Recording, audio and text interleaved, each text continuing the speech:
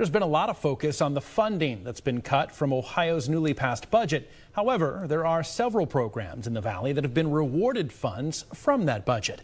One of them is the Eastern Ohio Military Affairs Commission, which includes the Youngstown Air Reserve Station. The budget earmarks $2 million for that commission. I talked with EOMAC's Josh Prest earlier this afternoon. Josh, just so our viewers can understand your role, what does the EOMAC do to help Ohio's military installations? Sure. EOMAC, Eastern Ohio Military Affairs Commission, was founded about 10 years ago when the Youngstown Air Reserve Station was at risk of being BRACT, which stands for Base Realignment and Closure. Came together with a bunch of different community organizations, the Youngstown Warren Regional Chamber, the West Reserve Port Authority, and a lot of other groups came together to help save the airbase and keep the 8 C-130H models here. 10 years later, that group still exists to essentially lobby and advocate for the Youngstown Air Reserve Station and Camp James A. Garfield half located in Portage County, half in Trumbull County. So since the military can't really advocate for themselves, we're the ones in Washington and Columbus advocating on their behalf to keep the mission here. And then obviously some new projects, military construction projects, which we have gotten over the last 10 years for Youngstown and Camp Garfield. So this budget award of $2 million will go towards 2 installations in Ohio. How much of that will go towards the Youngstown Air Reserve Station?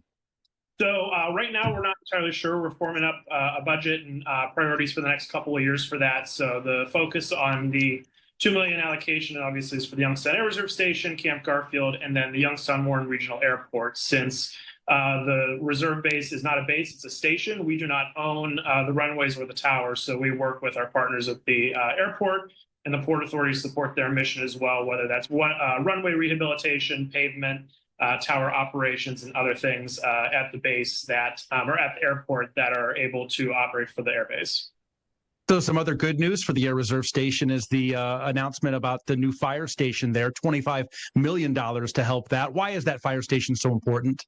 So with the addition of the new C-130J models that we had worked for the last 10 years with our local congressional delegation and Senate delegation to secure those 8 new planes, which is a $900 million investment for the area. Those planes will arrive. 2 are already here, and then the next few planes will arrive this year and next year.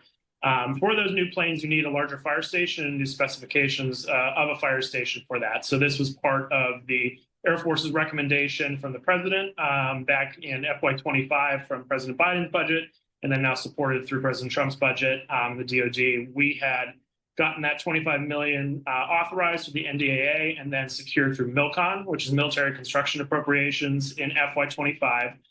Through our delegation.